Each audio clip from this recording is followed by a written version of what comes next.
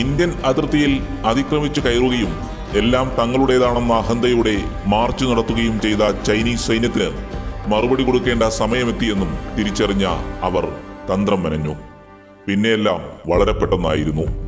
Indian മഹാസമുദ്രത്തിൽ പ്രതിരോധം തീർത്ത് നാവികസേന തയ്യാറായി നിന്നു. ലഡാക്കിലെ മലനിരകൾക്ക് മുകളിലൂടെ വ്യോമസേനയുടെ പോർവിമാനങ്ങൾ വട്ടമിട്ടു പറന്നു.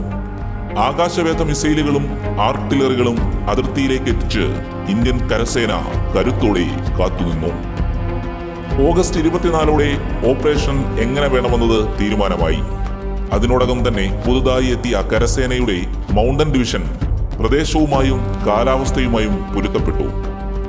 സാന്നിധ്യമുറപ്പിക്കേണ്ട തന്ത്രപ്രധാനമായ കുന്നുകൾ കണ്ടെത്തി. 2 മണിക്കൂർ സമയം കൊണ്ട് ഒരേ സമയം എല്ലായിടത്തും എത്തുന്ന രീതിയിലായിരുന്നു ആസൂത്രണം.